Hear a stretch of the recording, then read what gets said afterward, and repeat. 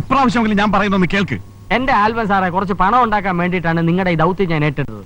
സാറിന്റെ ഇടപെടൽ കാരണം എന്റെ പ്ലാനിങ് എല്ലാം പൊളിയാണ്. ഇക്കണക്കിന് പോയാൽ ഞാൻ കുത്തുവാള എടുക്കുന്നു മാത്രമല്ല, എന്റെ പുകയും കാണും.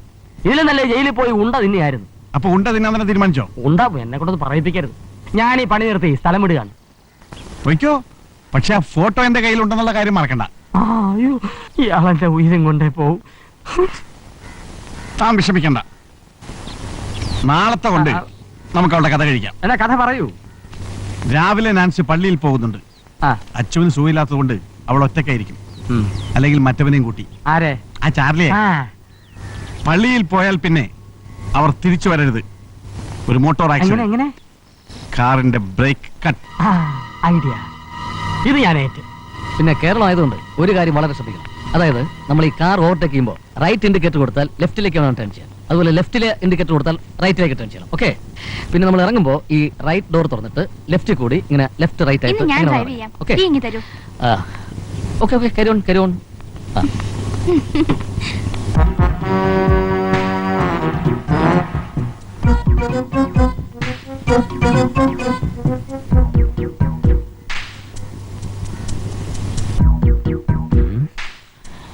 എന്തോ ഒരു കുരുക്കുണ്ടല്ലോ.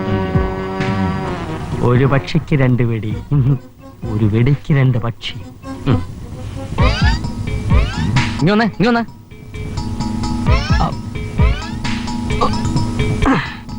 താനെന്തിനാ ഇവിടെ കിടന്നിങ്ങനെ കറങ്ങുന്നേ? ഞാൻ കറങ്ങല്ലോ, നിൽക്കുകയല്ലേ. അത് മനസ്സിലായി. എന്തിനാ ഇവിടെ ഇങ്ങനെ നിൽക്കുന്നേ? അല്ല, ഞാൻ വരുന്നില്ല, നിങ്ങൾ പൊക്കോളൂ. ഡ്യൂട്ടിയിൽ സിൻസിയർ ആയിരിക്കണം. ഒരു ബോഡി കടന്ന് പറഞ്ഞാൽ എപ്പോഴും ബോഡിയുടെ കൂടെ ഉണ്ടായിരിക്കണം. കേറൂ. അല്ല, നിങ്ങൾക്ക് പലതും സംസാരിച്ചോണ്ട് പോവാമല്ലോ. സംസാരിക്കാനുള്ളതൊക്കെ നേരത്തെ സംസാരിച്ചു കഴിഞ്ഞു. അല്ല, വേറെ പലതും കാണുമല്ലോ. ഞാനൊരു ജെന്റിൽമാനാ. നിങ്ങൾ ഉദ്ദേശിക്കുന്ന പോലെ ചീപ്പല്ല ഞാൻ. ഞാനൊരു ജെന്റിൽമാൻ ആയതുകൊണ്ട് ഇത് വരാൻ മടിക്കും. ജെന്റിൽമാൻ ആണെങ്കിൽ ധൈര്യമായിട്ട് വരാം. Charlie, Chaplin, Charlie, Chaplin. Chaplin എന്താ ദൈവത്തിൽ വിശ്വാസം ഇല്ലേ? ദൈവത്തിൽ വിശ്വാസം ഉള്ളത് കൊണ്ടാണ് ഞാൻ ഈ കാറിൽ കയറാൻ പോകുന്നത്. എനിക്ക് നിന്നെ വിശ്വാസം ഇല്ലാത്തത്. കേറ്. വിട്ടോളൂ, വിട്ടോളൂ, വിട്ടോളൂ. ചൂക്ക്, ചൂക്ക്.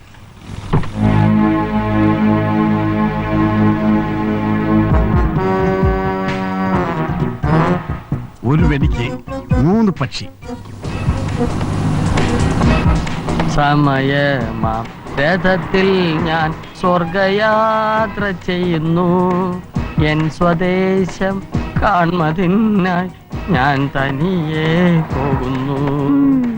സമയമാം രഥത്തിൽ ഞാൻ സ്വർഗയാത്ര ചെയ്യുന്നു. ചാപ്ലിൻ നന്നായിട്ട് പാടുന്നുണ്ടല്ലോ. ഈ അവസരത്തിൽ ആരും പാടിപ്പോവും. ഇതൊന്നും അല്ല ചാപ്ലിന്റെ പാട്ട്. വേറെ ചില വെസ്റ്റേൺ മ്യൂസിക് ഉണ്ട് കയ്യില്. മറ്റേ വെള്ളം അടിക്കുമ്പോൾ പാടുന്ന പാട്ട് പറയട്ടാ. എന്നെ ഇവിടെ ഇറക്കി വിടുവോ?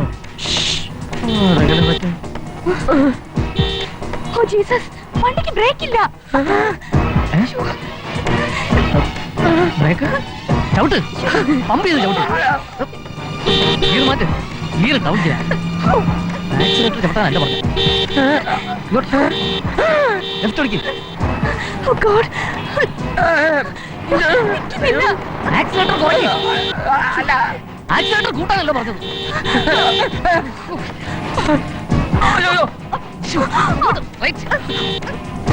എന്ത് വേണ്ട, ഇടിച്ചു നിർത്ത്.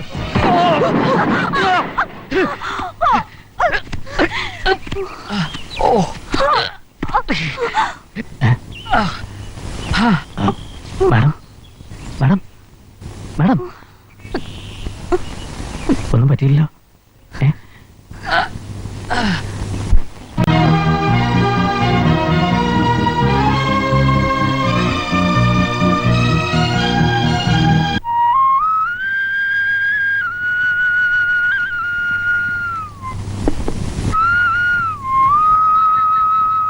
ഈശ്വര, ദൈവാനുഗ്രഹം. അല്ലെങ്കിൽ ഒരു മുള്ള പോലും കൊള്ളാതെ ഇങ്ങനെ രക്ഷപ്പെടാൻ പറ്റുമോ? ഈശ്വരൻ അപ്പൊ വന്നത് ചാർലിയുടെ രൂപത്തിലാ. അതെന്താ ഈ ചാർലിയുടെ പേര് പറഞ്ഞപ്പോ ഒരു ബാർലി ബിസ്ക്കറ്റ് തിന്ന പോലൊരു പശിമ? എനിക്കറിയില്ല, ചന്ദ്രലേക്ക് അങ്ങനെ തോന്നിയോ? അയ്യടാ, അത് എന്റെ നാവിന്ന് കേൾക്കാൻ ഒരു സുഖം ഉണ്ടല്ലേ മോളെ? ഏയ്, അങ്ങനെയൊന്നുമില്ല. എന്നാൽ അങ്ങനെ എന്തോ ഉണ്ട്. ശ്രീരാമചന്ദ്രൻ വില്ലൊടിച്ച വിവരം പറഞ്ഞ സീതാദേവിയെ പോലെ കാത്തിരുന്ന കണവൻ കൺമുമ്പിൽ പ്രത്യക്ഷപ്പെടുമ്പോഴുള്ള ഒരു ആനന്ദ കുളിർ പോയിക. എങ്ങനെ അയ്യടി, അതറിയണമെങ്കിലേ ഞങ്ങളുടെ അനന്തപുരം അർദ്ധനാരീശ്വര തിയേറ്റേഴ്സിന്റെ ശ്രീരാമ പട്ടാഭിഷേകം ഡ്രാമാസ്കോപ്പ് വാനിഷിംഗ് ബാലെ ഒന്ന് കാണണം. കാണോ? എന്താ പറഞ്ഞേ?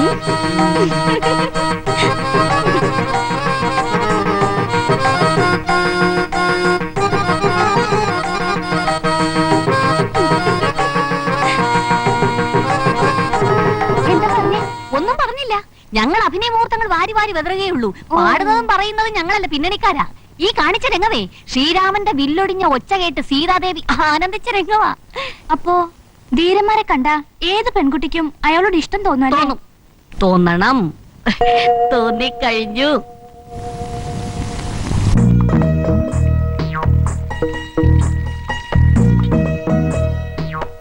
ഹലോ വാസു, ഇങ്ങോട്ട് വാ. വാ വാസന്തി.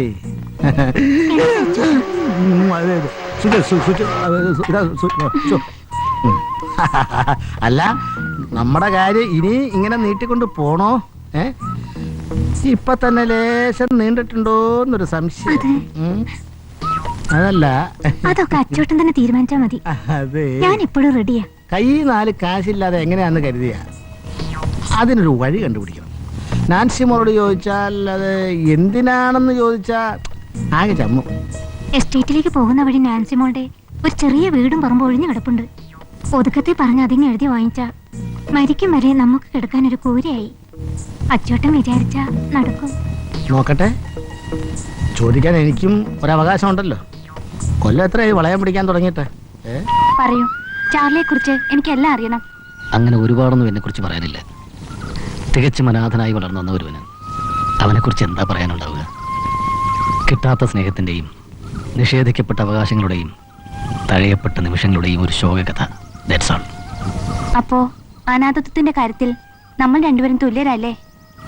നാൻസിയുടെ മമ്മിയും ഡാഡിയും ആക്സിഡന്റിൽ മരിച്ചു പോയതല്ലേ? ഇപ്പോൾ അവരെക്കുറിച്ചുള്ള ഓർമ്മകളെങ്കിലും മനസ്സിലുണ്ടല്ലോ. ഞാൻ എൻ്റെ ഡാഡിയും മമ്മിയും കണ്ടിട്ടേ ഇല്ല. ചാർലി, സോറി, ഞാൻ വെറുതെ ആവശ്യമില്ലാത്തൊക്കെ പറഞ്ഞ് നാൻസി ബോറടിപ്പിച്ചല്ലേ. അപ്പോ മറ്റുള്ളവരെ ചിരിപ്പിക്കുമ്പോഴൊക്കെ ഈ മനസ്സ് നിറയെ തേങ്ങലായിരുന്നു അല്ലേ? ആയിരുന്നു, നാൻസിയെ പരിചയപ്പെടുന്നത് വരെ. പക്ഷെ ഇപ്പോൾ ഞാൻ ഹാപ്പിയാ. ആഗ്രഹിച്ചതെല്ലാം വരമായി കിട്ടിയവരെ പോലെ. സത്യം? 100% സത്യം. അപ്പോ അച്ഛമ്മ എന്താ പറഞ്ഞേ? എസ്റ്റേറ്റിലേക്ക് പോകുന്ന വഴിക്ക് ആ ഒഴിഞ്ഞു കിടക്കുന്ന വീടും ഓ, പറമ്പും. അത് ശരി.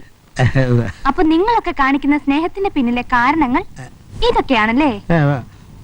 അയ്യോ കുഞ്ഞെ, ഞാനൊരു അത്യാഗ്രഹം കൊണ്ട് പറഞ്ഞതല്ല, കഷ്ടപ്പാട് കൊണ്ട് പറഞ്ഞു പോയതാ. ഇപ്പൊ എനിക്ക് ചെറിയൊരു സംശയം. എന്താ കുഞ്ഞെ?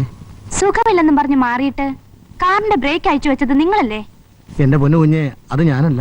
പിന്നെ ആരാ? അയ്യോ, അതെനിക്കറിയില്ല. എല്ലാം ഞാൻ തെളിവോടെ പിടിക്കുന്നുണ്ട്.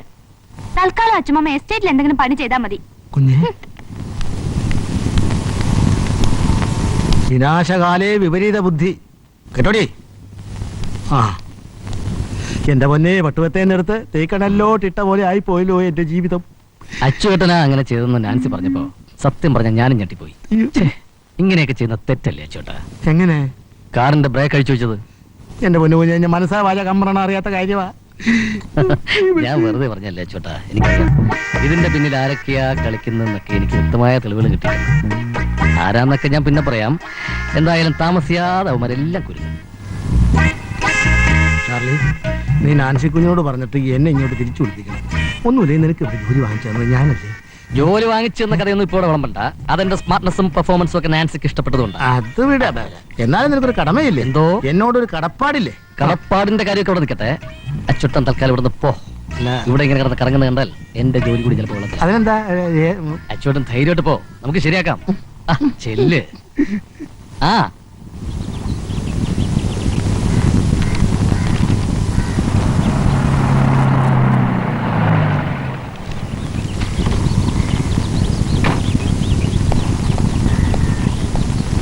എന്താ വിശ്വനാഥ? മാഡത്തിനെ ഒന്ന് കണ്ട് സൈൻ വാങ്ങണം. അതിനെന്താ, ഞാൻ ചെയ്യാലോ. സോറി സർ, ഇനി മുതൽ മാഡം തന്നെ സൈൻ ചെയ്യണം.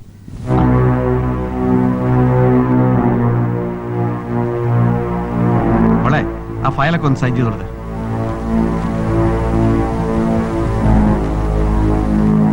മാഡം എസ്റ്റേറ്റിലേക്ക് ഒരു ദിവസം വരണം. തൊഴിലാളികളെല്ലാം മാഡത്തെ കാത്തിരിക്കുകയാണ്. തീർച്ചയായും. Thank you madam. ദാ.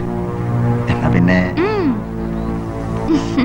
മോളെ ഫയലിലും മറ്റും ഒപ്പിടുമ്പോൾ ശരിക്കും ചെക്ക് ചെയ്തിട്ട് വേണം. എല്ലാം കള്ളന്മാരാണ്. ഞാൻ ചെക്ക് ചെയ്തു അങ്കിൾ. നാൻസി, ആ? അങ്കിളിന് നിന്നോടൊരു കാര്യം പറയാനുണ്ട്. എന്താ അങ്കിൾ? മോൾക്കറിയാലോ, നിന്റെ ഡാഡിയും മമ്മിയും മരിച്ചതിന് ശേഷം നിന്നെയും നിന്റെ സ്വത്തുക്കളെയും സൂക്ഷിക്കാനും രക്ഷിക്കാനും വിവാഹം വരെ വേണ്ടെന്ന് വെച്ചവനാ നിന്റെ ഈ അങ്കിൾ. അതെല്ലാം എനിക്ക് അറിയാവുന്ന കാര്യങ്ങളല്ലേ. അറിയാലോ, ഞാൻ നിന്റെ നന്മ മാത്രമേ ആഗ്രഹിക്കുന്നു. അങ്കിൾ കാര്യം ഇനിയും പറഞ്ഞില്ല. പറയാം. ആ ചാർലി, അവൻ ആളത്ര ശരിയാണെന്ന് തോന്നുന്നില്ല. അവന്റെ മട്ടും ഭാവവും കണ്ടിട്ട് ശരിക്കൊരു ഫ്രാഡിലായി. You are mistaken. അങ്കിൾ വിചാരിക്കുന്ന പോലെ ഒരാളല്ല ചാർലി. മോളെ, അങ്കിൾ പറയുന്നത് ഈ സോറി അങ്കിൾ, ഇതൊഴിച്ച് മറ്റെന്ത് പറഞ്ഞാലും ഞാൻ ആലോചിക്കാം. വേറെന്തെങ്കിലും പറയാനുണ്ടോ?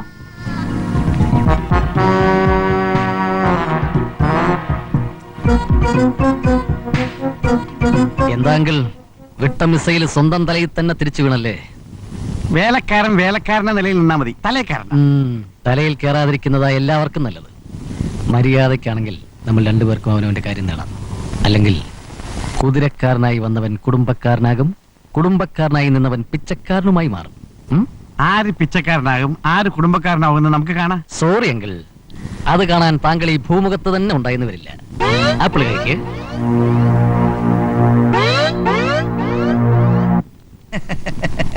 പ്രാവേ, അനിയത്തി പ്രാവേ, ഇത് ഞാനാണ് എന്റെ സഹോദരൻ ഭീമൻ ഭീമൻ ഭീമൻ. ഇറങ്ങി വരൂ അനിയത്തി പ്രാവേ, ഇറങ്ങി വരൂ. അനിയത്തി പ്രാവേ. എന്താ ഹനുമാൻ ചേട്ടാ, മൈക്ക് വെച്ചൊരു അനൗൺസ്മെന്റ്. ഹനുമാൻ അല്ല വാനര, ഭീമൻ ഭീമൻ. രണ്ടായാലും ഏതാണ്ട് ഒന്നാണല്ലോ. എന്തായാലും ഈ ശരീരത്തിന് പറ്റിയ പേര് ആരിട്ട് ഇത്ര കൃത്യമായിട്ട് ഈ പേര് ഇട്ട ആളൊന്ന് കാണാൻ പറ്റുമോ? എന്തിനാ? അല്ല, ആ വലിയ മനുഷ്യനെ കണ്ടൊന്ന് വന്നിക്കാനാ. പോയോ മിസ്റ്റർ ബാർലി? ബാർലി അല്ല, ചാർലി. ഇവിടെ നിങ്ങൾ ഏറെ വൈകിപ്പോയി. അച്ഛൻ കാലയവനികക്കുള്ളിൽ മറിഞ്ഞിട്ട് നീണ്ട 5 രംഗങ്ങൾ കഴിഞ്ഞു. രംഗോ? ഒരു കലാകാരനെ സംബന്ധിച്ച് ഓരോ വർഷവും ഓരോ രംഗങ്ങളാണല്ലോ. ഓ അങ്ങനെ. അതൊക്കെ പോട്ടെ, എന്റെ അനിയത്തി പ്രാവ് എവിടെ? പ്രാവൊക്കെ നേരത്തെ പറന്നു പോയി. വേണ്ട, ഇതാണ് എനിക്ക് പിടിക്കാത്തത്. ഞാൻ വന്നിട്ട് പോയാ മതി പ്രത്യേകം പറഞ്ഞതാ. ശ്രീപീഡന കാലമാണ്, വിശ്വസിക്കാൻ കൊള്ളൂല.